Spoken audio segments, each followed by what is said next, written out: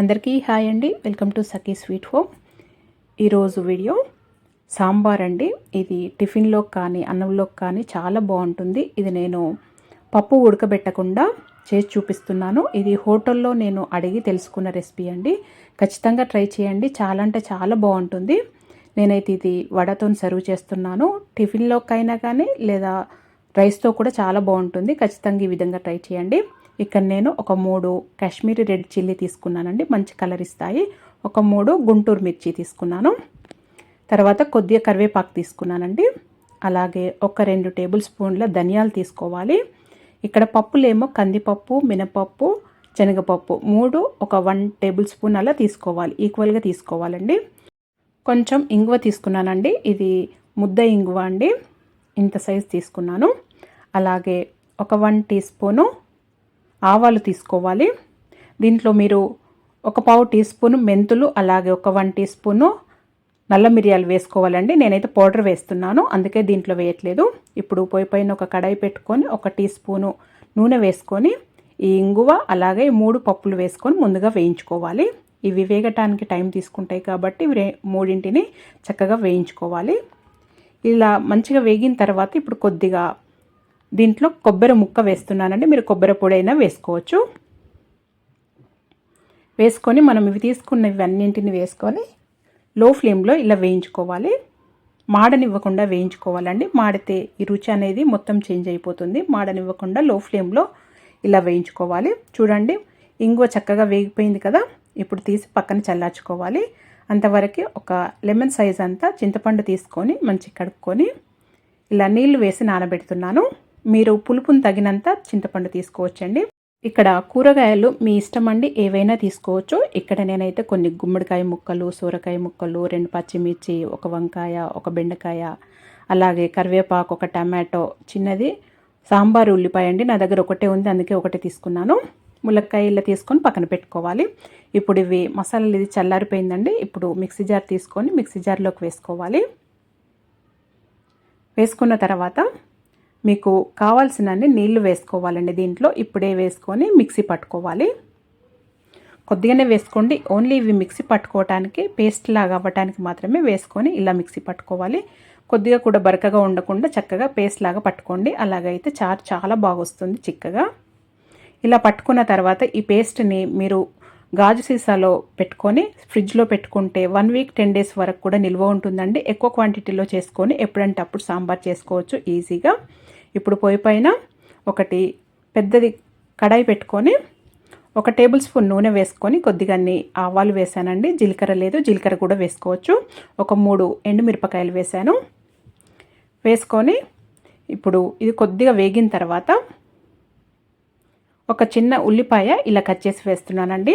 మీరు లేదా సాంబార్ ఉల్లిపాయలు ఉంటాయి కదా, అవి కూడా వేసుకోవచ్చు ఎక్కువగా ఉంటే.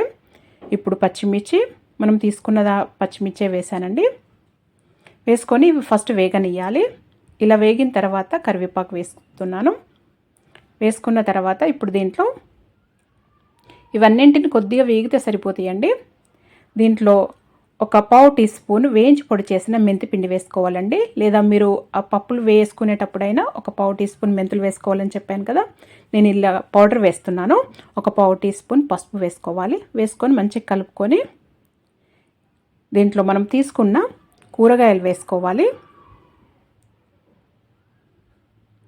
ఈ కూరగాయలు వేసుకున్న తర్వాత మంచిగా కలుపుకొని లో ఫ్లేమ్లో పెట్టి మగ్గనిస్తుండాలండి. వీటిని కొద్దిగా ఫ్రై అవుతుండాలి అంతే. అవి ఫ్రై అవుతుంటేనే ఒక 1 టీ స్పూను నల్ల మిరియాల పొడి వేస్తున్నానండి. లేదా మీరు నల్ల మిరియాలైనా అవి మిక్సీలో అవి మసాలాలు వేసుకునేటప్పుడు దాంట్లో వేసుకోవచ్చు. ఇప్పుడు ఒక 1 టీ స్పూన్ కారం పొడి వేస్తున్నానండి. కారం పొడి చూసి వేసుకోవాలి. అలాగే మనము దాంట్లో కూడా తీసుకున్నాం కదా, అన్నీ చూసుకొని వేసుకోవాలి. ఒక 2.5 టీ స్పూన్ల ఉప్పు వేస్తున్నాను. తర్వాత కావాలంటే వేసుకోవచ్చు. ఇప్పుడు చింతపండు రసం తీసి వేసుకోవాలి. ఇవన్నీ కూరగాయలు లో ఫ్లేమ్లో పెట్టే అవి ఫ్రై అవుతుంటేనే ఇవన్నీ వేసేయండి. ఇలా చింతపండు రసం వేసుకున్న తర్వాత తగినన్ని నీళ్ళు వేసుకోవాలండి.